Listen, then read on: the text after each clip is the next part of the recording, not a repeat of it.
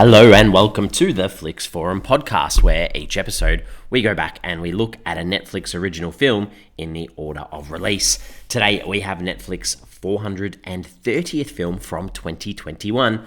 It's the Spanish romantic comedy called Sounds Like Love, or Fuimos Canciones. It's directed by Juana Macias and stars Maria, Valverde and Alex Gonzalez. I am Jesse, I am your host. Thank you for joining me today for this Netflix original film.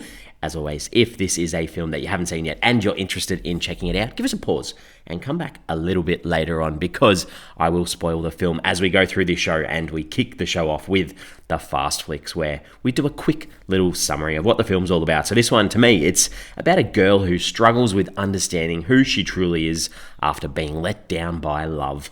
Oh, there we go. Nice and sweet. All right, on Netflix, let's talk about how this ended up on Netflix. What does Netflix say? Netflix's little logline for the film is, just as Macca's career reaches an inflection point, the enigmatic ex who broke her heart reappears in Madrid, and she turns to her friends for support. Okay, there we go. Similar sort of thing. So, what are about it? Around the world, so Sounds Like Love, this is obviously, I'm interested in the title actually, because Sounds Like Love, this music does play a big part in this film, but what else? And it is based on a novel, which we'll talk about soon, but around the world, what's it called? So the original Spanish of Fuimos canciones, it translates directly to we were songs. So it takes out the word love, but the idea of song, and I think songs play a big part in this film, possibly the novel it's based on too, but it's the same in Portuguese, French, Italian, and Russian. In German, it's called We Were Like Songs. In Hungarian, it's called Our Song. In Hindi, it's called The Tune of Love. I like that. It connects the word love and the idea of a tune of music too. In Japanese, it's Unforgettable Love Song. Interesting. Chinese, it's called Love Out of Tune. Again, like that one too. In Swedish, it's called Sweet Music. And in Vietnamese, it's called It Sounds Like the Sound of Love. What a mouthful. All right. So as I said before, this is based on a novel from 2018. It's two novels. It's called Canciones y Recuerdos, and it's by Elizabeth Benavent. So there you go. Apparently a very famous novel, and apparently a very lengthy novel, or novels, which this film is based on. So we go to January of 2020, where it was announced that Netflix had greenlighted an adaptation of the two-part book series, which was called Songs and Memories, during this Spanish original programming conference in Madrid. The film began principal photography on the 5th of October 2020, when it was announced that Juana Macias was attached to direct the film from a screenplay by Laura Sarmiento, with a lot of the cast also being announced on the same day. Filming did take place throughout Madrid in Spain, as well as Lisbon in Portugal, and by May of 2021, production was complete. It was very difficult. So this is the author of the book, Benavent. So the author, not the director, the author said it was very difficult. They had a challenge. They are two books of more than 500 pages, and they had to put them together in 90 minutes of film. There are plots that cannot be developed because there is no time. Even so, how they have respected the spirit of each character, how they have collected the most important things to make them shine. I've seen the result, and it's incredible. So a bit of a big pump-up comment there from the author of the book, saying that the adaptation holds up to the huge novel. This did release on Netflix worldwide on the 29th of September 2021. Let's get into the critics and audiences. What are they saying about this film? On Rotten Tomatoes, there is no consensus. There are 4 critic reviews. These are all rotten. The audience, it sits at 23%. That is super low. That's on less than 50 ratings, but you'd have to say Rotten Tomatoes is not looking good for the likelihood of this film being any good. We go to IMDb, where there are 3,000 ratings. It sits at a 5.4 out of 10, so that's okay. Letterboxd a 2.5 out of 5 on a bit over 6,000 ratings, but it's been logged by 10,000 people, and there is nothing on Metacritic about this film. So people actually getting on, logging, liking, reviewing this film, there's not a lot to go on. So I'm sure you're excited to hear what I've got to say, because we're going to kick off with my early thoughts on this film. I think there's a lot to like in this one. It felt fairly fresh. It's got a lot of good messages underneath, but it's also another one of those European films that's very liberal with sex. I feel like we had a few of those in the last few weeks, but let's get into the crux of this film. The director of this film, Juana Macias, 17 directing credits, all in Spanish. Looks like a solid collection of work, so some positives there from that one. Let's look at the characters in this film. So the main character of this film is Mac, and I think she's an interesting character to look at, because there's a lot of this whole film, I guess, is seen through her eyes, from her point of view, and there's a lot of almost side breaking the fourth wall soliloquies almost of her playing around with the genre conventions of a romantic comedy. But you've got to take that for granted that this film is from her point of view. And as this main character, she's still very angry and frustrated from being left behind in love, and nothing she does will get her over this. And she constantly makes excuses for this Leo character that's let her down. So on the side, she's got this fling guy who she has no feelings for. It's just for that connection, I guess, that physical connection at times, because there's nothing that's going on there through the love process, I guess.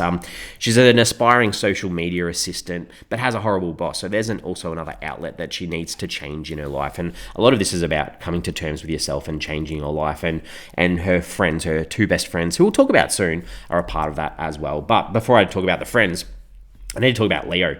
This is the guy that was in a very long-term relationship with Mac, and he literally abandons her without telling her that he's going, and they don't talk anything through, and this makes it extremely hard for Mac.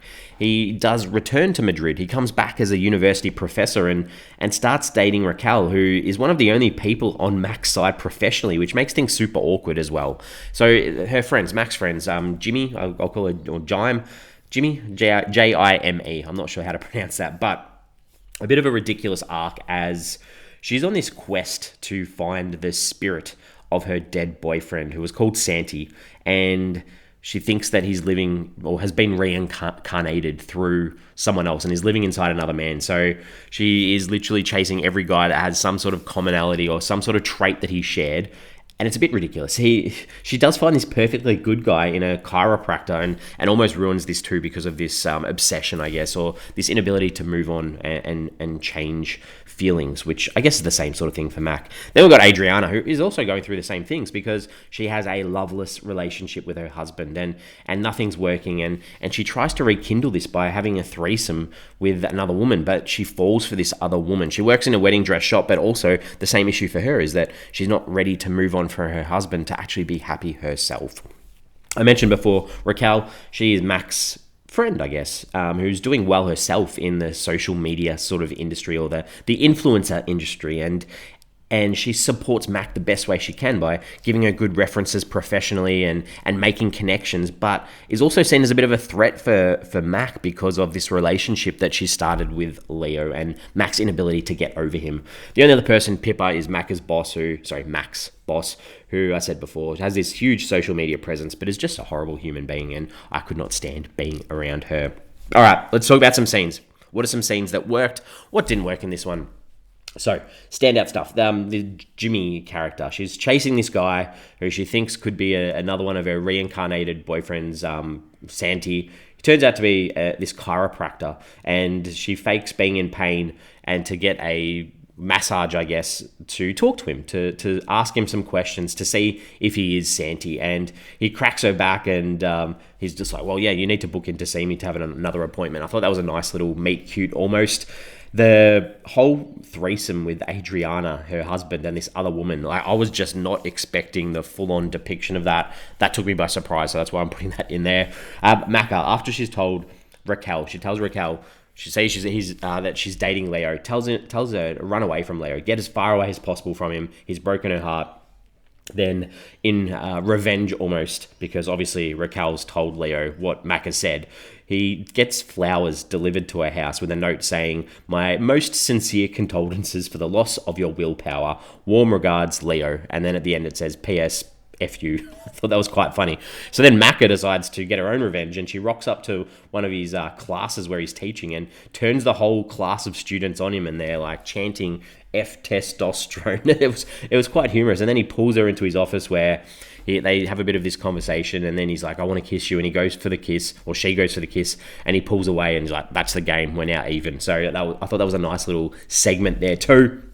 There's a moment where there's a bit of turbulence on an aeroplane. Pippa and Macca, so Macca's boss and her, they're on this plane, and Pippa's forcing Macca to film this turbulence in the plane like she's going to die, like almost a survival selfie sort of thing. I thought that was quite humorous. The actor, there's this actor that, this is some poor friendship traits, but the girls decide to pay an actor to pretend that he's Santi, to sort of try and get Jaime to get over him. And they call this guy to be like, "Why haven't you broken it off yet?" And he's like, "Because I'm in love with her." So that was quite funny. And I liked all the the shots of Maka running at the start. There's a lot of her running, and she's running backwards, whereas at the end of the film, this is reversed, and she's running forwards. And I think this is really good this is after she tells Leo that she's making a decision for herself, that she's now running forwards and moving forward in life. I thought that was really well done. Things that didn't work, the breaking of the fourth wall throughout. This happens a lot. Maka just talks to the camera and to the audience and references the traits or the conventions of romantic comedies and saying, if this was a romantic comedy, this is what would happen, and almost like these dream sequences that happen throughout. It didn't really work. There was one that I did like where Maka wakes up from having slept with Leo and is all happy and dreamy, and then it just cuts to this awkward normalness. I thought that was okay. The rest of them didn't work for me. The idea too of these friends, I mentioned this before, hiring an actor to pretend to be Santi for Jaime, it just felt mean and was always going to end in disaster. So I wasn't a big fan of that. And I didn't like that sex scene between Leo and Maka. I thought it just felt like it wasn't needed. You could almost cut to leave it more open to interpretation for the audience, especially with how the ending goes, which we will get to soon. All right, so the themes, the ideas in this film.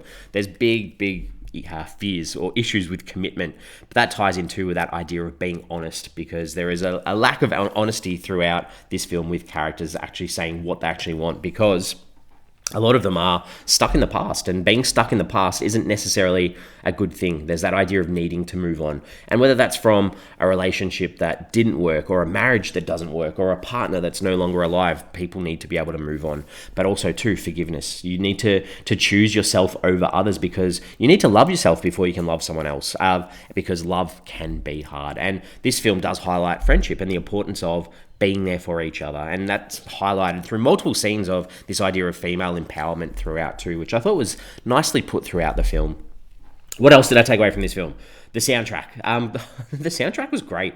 There were songs like, I think the movie started off with Got the Music in Me, and then there was Last Night by the Strokes that played, that Dancing in the Moonlight song that everyone would know. I Love It by Kona Pop. Like, it was a good soundtrack, and my question, I guess, or my thought was the idea that these publishing companies or record labels, do they not charge international film producers much to use their music? Because the cost of some of these songs, I'm sure, was quite a bit. Maybe that's where most of the budget went. Some questions, some pondering, some thoughts to finish this off. Mac, the main character, there's one line in this film where there's a reference that her name is short for Macarena. Did we really need a reference to the song? It wasn't funny. It didn't land. That wasn't good for me. And even after Leo had broken Mac's heart, and literally this character had no redeeming qualities, why was she still so infatuated with him? It just didn't make sense. As an audience watching the film, it was a bit hard to be like, I want to see these two together at the end, because you feel like Macca's letting herself down, and we'll get there. We're nearly there. This Jaime character, her belief in her ex-partner, whoever he was that had passed away, Santi, the idea that he reincarnates, like, did that feel realistic? Because to me, it didn't. It felt like it was meant to be comedic, and it was meant to be the light humor in the film, but it didn't quite come across. So if it was there to add humor, it didn't work for me. And finally, Nesquik. Nesquik gets his big product placement as one of the traits of what Santi liked. So I thought that was interesting, and only because, a little bit weird, this week in Australia, they've announced that the vanilla flavour of Nesquik is coming back. So it just felt like a little bit of one of those moments where life intersects with what you're watching. Other than that, I'm ready to wrap this one up. We give the film a rating out of 5 on this show. There is a fair bit of awkward in this, but I think it has its heart in the right place, even if you just want Leo to be, I mentioned this before. I think if you want Leo to be portrayed as like the douche the whole way through, then you probably would have felt better for Macca at the end. But it's still worth a watch. It's worth a watch. 3 out of 5 for me, because we're on socials. We have Instagram, we have Facebook, and we have Twitter. Formerly, now known as X, it used to be called Twitter. The question on social media that I wanted to put out, I've been saying I'm going to talk about this later the whole way through this episode, but the final shot of this film is Macca has left Madrid and she's moved to France. She's in Paris, and there's a shot of her there being like, cool, if this was a rom-com, she does one of those random convention, breaking the fourth walls again, and Leo is there with her. So the question, do Macca and Leo end up together? Because to me, it's a bit of a cop-out at the end of the film to use this breaking fourth wall to end it. Because realistically, if you want to believe in that idea of empowerment and that idea of Macca making choices for herself and doing the right thing, then she needs to move on from this guy. And if this guy has actually rocked up and this guy is actually there, And maybe that shows that he has changed and he's willing to give up his dream and his goals and his career to support her and follow her, then that's great. But at the same time, I'm not a huge fan of that ending. I don't know. Let me know in the notes. Other than that, we are back next week. Next week, we have a film from 2021. It's a musical. It's called Diana, the musical. It's directed by Christopher Ashley and stars Jenna DeWall, Ro Harmfront, Gareth Keegan, Erin Davey, and Judy Kay. So give that one a watch. Join along next week. As always, thanks for joining me. We'll see you then.